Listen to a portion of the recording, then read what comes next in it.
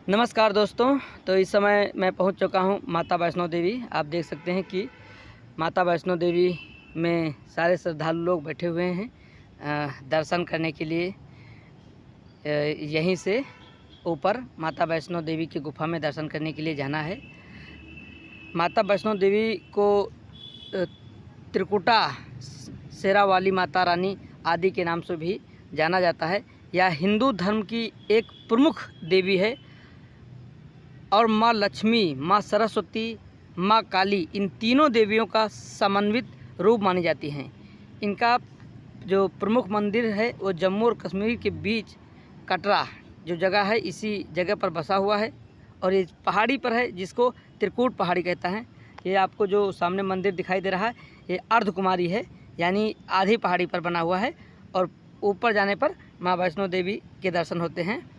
यह मंदिर एक गुफा में बना है और यहाँ हर साल करोड़ों श्रद्धालु दर्शन करने आते हैं। सबसे ज़्यादा अगर दुनिया में कहीं दर्शन करने के लिए आते हैं तो माता वैष्णो देवी में ही लोग आते हैं। यह अभी तक का रिकॉर्ड है।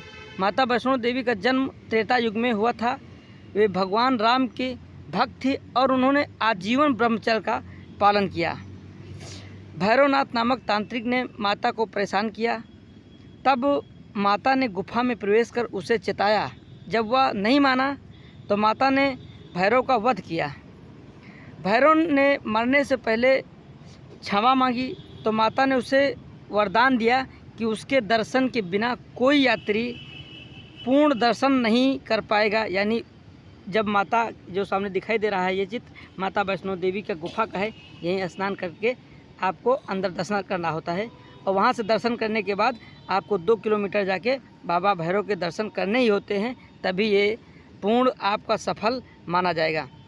भैरव ने मरने से पहले क्षमा मांगी तो माता ने मरने से पहले उसे वरदान दिया।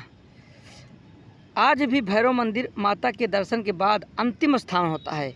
गुफा में जब अंदर जाएंगे तो उसमें 3 पिंडियाँ हैं, माँ लक्ष्मी, काली जी की माँ काली और माँ सरस्वती के रूप में। यात्रा आमतौर पर कटरा से शुरू होती है। भक्त जो है 13 से 14 किलोमीटर की पैदल यात्रा करके गुफा तक पहुंचते हैं। आप देखेंगे जो लोग बीच में थक जाते हैं ये इसका प्रयोग कर सकते हैं। ये एक प्रकार की मशीन है जिससे उन्हें पैरों को आराम देती है। नवरात्र में यहाँ विशेष भीड़ होती है। माता वैष्णो देवी को आदि शक्ति माना जाता है।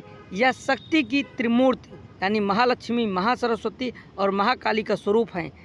दर्शन का मूल भाव है कि ईश्वर न केवल पुरुष में बल्कि स्त्री के रूप में भी पूजनीय है। 13 किलोमीटर की कठिन यात्रा एक प्रकार की आप समझ लीजिए कि तपस्या मानी जाती है। जो लोग पैदल चलने में सक्षम हैं वे पैदल यात्रा करते हैं। जो लोग पैदल चलने में सक्षम नहीं हैं वे हेलीकॉप्टर से भी जा सकते हैं। एक तरफ का किराया मात्र 700 रुपये है। और जो घोड़े से जाना चाहें उनके लिए वहाँ पर खच्चर घोड़े अवेलेबल हैं। और जो खच्चर पे भी बैठ कर नहीं जा सकते हैं, ज़्यादा बूढ़े हैं, वे पालकी के सहारे भी ऊपर दर्शन करने के लिए जा सकते हैं। वहाँ ये तीनों सुविधाएं मौजूद हैं। इसमें जब हम ऊपर 13 किलोमीटर जाते हैं चढ़कर तो एक विशेष प्रकार की अनुभूति होती है। यह दिखाता है कि भक्ति में कठिनाई सहकर जो आगे बढ़े उसे दिव्य अनुभूति और दिव्य दर्शन मिलते हैं।